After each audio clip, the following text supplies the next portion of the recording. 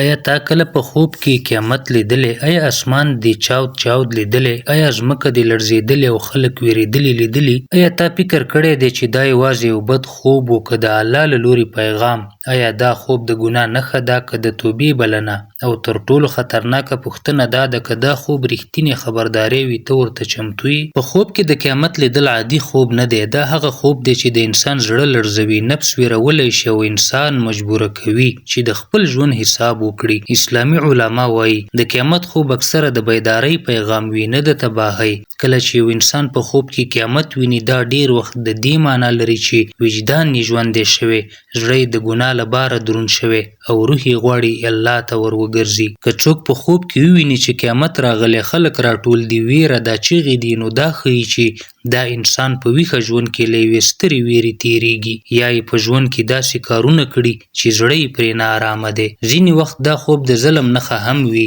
علما وایي که یو څوک پر نورو ظلم کوي، حق خوري یا د چا زړه ماتوي، نو د قیامت خوب ورته د عدالت یادونه ده. خو که یو څوک په خوب کې قیامت وویني او بیا وژغورل شي یا ځان امن کې وویني، نو دا ډیره لویه نښه ده. دا معنا لري چې الله تعالی لا هم پر تا رحم لري، د توبې دروازه خلاصه ده او ته لا هم د ځان بدلولو فرصت لري. په ځینو خوبونو کې خلک حساب کتاب ویني. که ته په خوب کې د حساب صحنه وویني، نو دا د دې پیغام دی چې خپل اعمال وګوره، خپل نیت پاک کړه او له دې مخکې چې ناوخته شي ځان اصلاح کړه. یوه ډیره مهمه خبره دا ده، هر د قیامت خوب بد نه وي، خو هر د قیامت خوب بې پیغامه هم نه وي. که دا خوب څو ځله تکرار شي، نو دا عادي خوب نه دی، دا د الله جل جلاله له لورې زنګ دی، خبرداری دی او بلنه ده. پوښتنه دا نه ده چې تا ولې دا خوب ولید، پوښتنه دا ده چې آیا ته به د دې خوب وروسته همغسې پاتې شي؟ که الله تا ته د خوب له لارې قیامت در وښیي، نو دا د دې لپاره نه دی چې ته وویرول شي،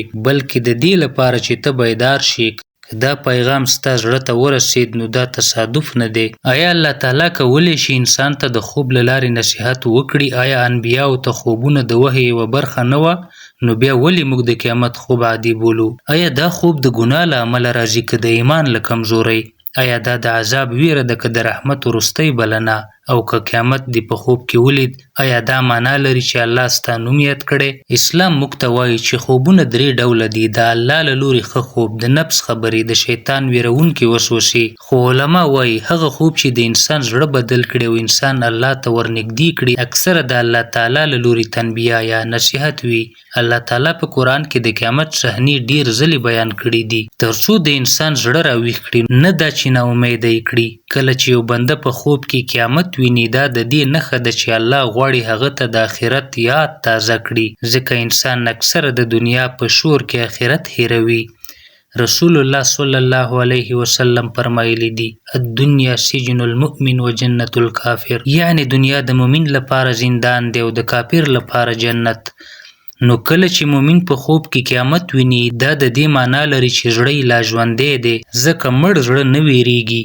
که څوک په خوب کې د قیامت ویره احساس کړي، نو دا ویره خپل رحمت دی، ځکه رسول الله صلی الله علیه وسلم فرمایلی هغه زړه چې ویریږي هغه الله ته نږدې وي. خو که یو څوک قیامت وویني او هیڅ احساس ونه لري، نه ویره، نه فکر، نه بدلون، نو دا تر ټولو خطرناک حالت دی. علما وایي د قیامت خوب هغه انسان ته ډیر راځي چې ګناه کوي خو زړه یې لا مړ نه دی، یا یې نیکي پریښي خو ایمان یې لا پاتې دی. دا خوب انسان ته وایي وخت کم دی، عملونه حسابیږي، د توبې دروازه لا خلاصه ده. الله تعالی فرمایي وتوبوا الی الله جمیعا ایها المؤمنون، یعنی ای مومنانو ټول الله ته توبه وباسئ. نو که ته قیامت په خوب کې ویني، دا شاید د دې لپاره نه وي چې تا وډار کړي، بلکې د دې لپاره چې تا وساتي. پوښتنه دا نه ده چې قیامت دې په خوب کې ولید که نه، پوښتنه دا ده د قیامت له یاد وروسته دې ژوند بدل شو که نه. که خوب دې توبه در زده کړه، که خوب دې سجده در یاده کړه، که خوب دې دعا ته اړ کړې، نو پوه شه چې دا خوب رحمت و نه عذاب. او که دا خبرې ستا زړه ولړزاوه، نو دا هم تصادف تصادف نه دی. آیا ته پوهیږي چې الله جل جلاله ول انسان ته د حساب صحنه په خوب کې ښیي؟ آیا په خوب کې د میزان لیدل د ایمان نښه ده که د خطر زنګ دی؟ آیا دا خوب د قیامت تمرین دی که د توبې وروسته موقع؟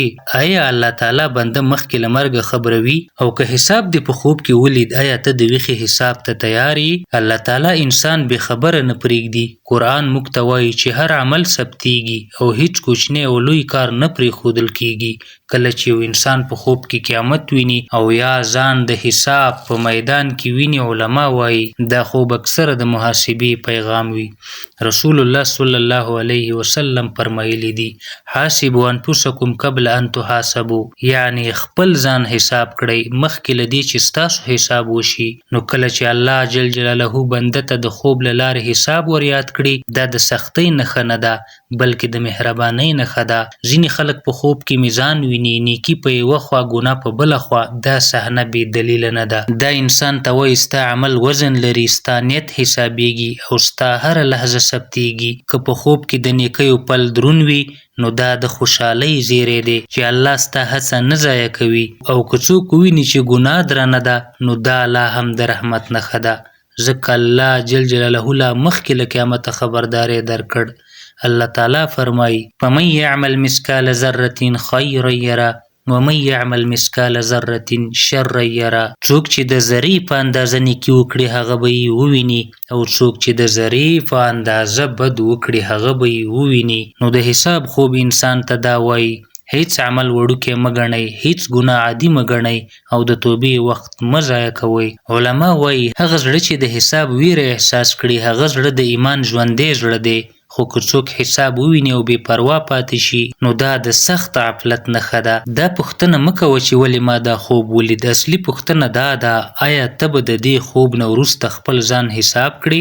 ځکه ممکنه الله تعالی تا ته د خوب له لارې هغه څه در وښودل چې ډیر خلک به یې یوازې د قیامت په ورځ ویني. که ته نن بیدار شوې سبا به حساب درته اسانه وي، او که دې خبرې ستا زړه ولړزاوه نو دا هم د الله رحمت دی. آیا الله تعالی بنده ته د خوب له لارې د جنت یا دوزخ نښې ښیي؟ آیا په خوب کې جنت لیدل د ضمانت معنا لري؟ او آیا دوزخ لیدل د هلاکت فیصله ده که د ژغورنې زنګ؟ آیا رسول الله صلی الله علیه وسلم خوبونه د امت لپاره نصیحت بللی؟ او که الله تعالی تا ته د خوب د لارې آخرت در وښیي آیا ته به دا نښه جدي ونیسي؟ اسلام موږ ته وایي چې خوبونه یوازې تصویرونه نه دي، ځینې خوبونه د زړه خبرې وي او ځینې د الله تعالی له لوري نصیحت او تنبیه وي. رسول الله صلی الله علیه وسلم فرمایلی الرؤیا الصالحه من الله، یعنی نیک خوب د الله له لوري وي. کله چې یو بنده په خوب کې د جنت صحنې ویني، علما وایي دا اکثره د دې نښه وي چې بنده د نیکو اعمالو پر لاره روان دی، خو دا ضمانت نه دی ځکه تر وروستۍ ساه پورې ثبات مهم دی. خو که یو څوک په خوب کې دوزخ ویني، اور، چیغې، ویر او عذاب، نو دا د ناامیدۍ پیغام نه دی، دا د الله تعالی له لوري سخت خبرداری دی ترڅو بنده د هلاکت له لارې راوګرځي. الله تعالی په قرآن کې جنت د شوق لپاره بیان کړی دی او دوزخ د ویرې لپاره، ترڅو د انسان زړه متوازن پاتې شي، نه یوازې په هیله او نه یوازې په ویره. علما وایي که یو انسان د جنت خوب وویني او مغرور شي دا خطرناک دی، او که دوزخ وویني او توبه وکړي نو دا ستر نعمت دی. رسول الله صلی الله علیه وسلم فرمایلی دی هغه څوک چې د الله له عذابه ویریږي الله به یې له عذابه وساتي. کله چې خوب انسان ویرولی شي د ځکه چې الله تعالی غواړي هغه وساتي، نه دا چې تباهی کړي. ځینې خلک وایي ما دوزخ ولید نو زه بد انسان یم، خو حقیقت دا دی که ته بد وایې الله به ته نه خبرولې. دا خوب انسان ته دا وایي د ګناه اور رښتینی دی، د جنت نعمتونه هم رښتینی دي او وخت ډیر کم دی. پوښتنه دا نه ده چې تا څه ولیدل، پوښتنه دا ده چې د هغې وروسته دې څه وکړل. که د جنت خوب د عبادت زیات کړ او د دوزخ خوب له ګناه راوګرځولې نو پوه شه دا خوب د الله له لوري رحمت و، ځکه الله تعالی بنده له خوبه بیداروي ترڅو هغه د قیامت په ورځ ونه ژاړي. او که دا خبرې ستا زړه ته ورسېدې نو دا هم بې سببه نه دي. په خوب کې د قبر پوښتنو او د برزخ حالت خبرداری که د الله رحمت. آیا انسان ته د قبر حالت د خوب له لارې ښودل کیدای شي؟ آیا د قبر پوښتنې په خوب کې لیدل د ایمان ازموینه ده؟ آیا دا خوب د مرګ نږدې کیدل ښیي که د توبې وروستۍ بلنه؟ آیا رسول الله صلی الله علیه وسلم د قبر له عذابه الله ته پناه غوښتې؟ او که ته په خوب کې یوازې په قبر کې پاتې شوې، آیا ته د هغې ورځې لپاره چمتو یې؟ مرګ د انسان لپاره فای نه دی بلکې د بل سفر فایل دی. اسلام موږ ته وایي چې د مرګ وروسته برزخ شته، هغه ځای چې انسان د خپلو اعمالو خوند ویني. رسول الله صلی الله علیه وسلم به ډیر وخت دا دعا کوله: اللهم انی اعوذ بک من عذاب القبر. دا ښیي چې د قبر عذاب یو حقیقت دی نه کیسه. کله چې یو بنده په خوب کې قبر ویني یا ځان یوازې تنګ او ویرېدلی احساس کړي، علما وایي دا اکثره د نفس د بیدارۍ پیغام وي. قبر 3 پوښتنې لري، هغه پوښتنې چې هر انسان ته به کیږي: ستا رب څوک دی؟ ستا دین څه دی؟ ستا نبی څوک دی؟ که دا پوښتنې په خوب کې درته یادې شي نو دا تصادف نه دی، دا د دې معنا لري چې الله جل جلاله غواړي تا له مرګه مخکې چمتو کړي. ځینې خلک په خوب کې قبر تنګ ویني، دا د دې نښه وي چې ګناه زیاته شوې، غفلت ډیر شوی او توبه ځنډېدلې ده. خو که څوک قبر پراخ رڼا او آرام ویني نو دا د ایمان او نیکو اعمالو نښه ده، خو بیا هم ضمانت نه دی ځکه خاتمه مهمه ده. الله تعالی فرمایي: حتی اذا جاء احدهم الموت قال رب ارجعون. یعنی کله چې مرګ راشي انسان وایي ای رب ما بیرته ولیږه، خو بیا وخت ختم شوی وي. نو د قبر خوب انسان ته دا وایي اوس وخت دی، اوس عمل دی، اوس توبه ده. ته به حتما یوازې قبر ته ځې، نه مال در سره ځي نه خلک، یوازې عمل. که الله تعالی تا ته د خوب له لارې قبر در وښیي نو دا نه ده چې ته وویرول شي بلکې دا ده چې ته وساتل شي. او که دا خبرې ستا زړه ولړزاوه نو دا هم د الله رحمت دی. د پل صراط شفاعت او وروستی انجام خوبونه د نجات زیری که د سخت حساب نښه. آیا انسان کولی شي د پل صراط صحنه په خوب کې وویني؟ آیا دا خوب د ایمان قوت ښیي که د اعمالو کمزوري؟ آیا رسول الله صلی الله علیه وسلم به د امت لپاره شفاعت کوي؟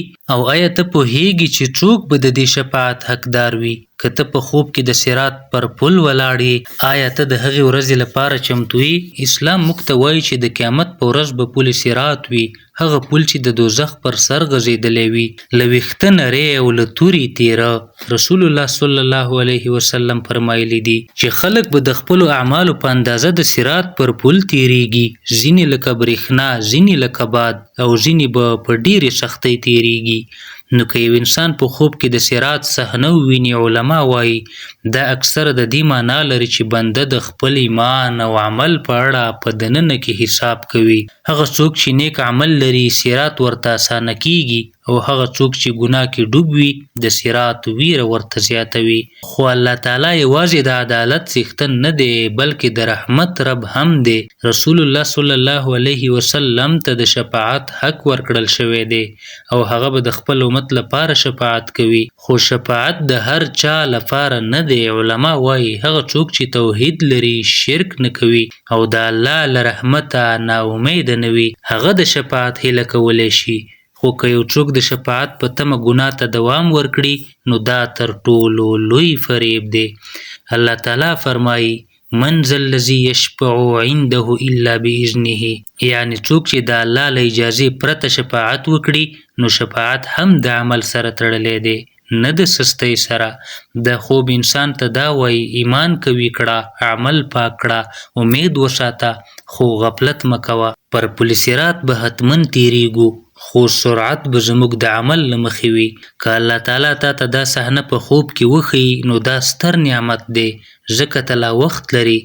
ځینې خلک به دا صحنه یوازې هغه ورځ وویني خو ته یې نن وینې تر څو سبا وژغورل شي. که دا خبرې ستا زړه ولړزاوه نو دا هم د الله رحمت دی. درنو دوستانو، که د قیامت د خوبونو دغه تفصیل درته ګټور و نو د داسې نورو ګټورو ویډیوګانو لپاره زموږ چینل سبسکرایب او ویډیو لایک او شیر کړئ.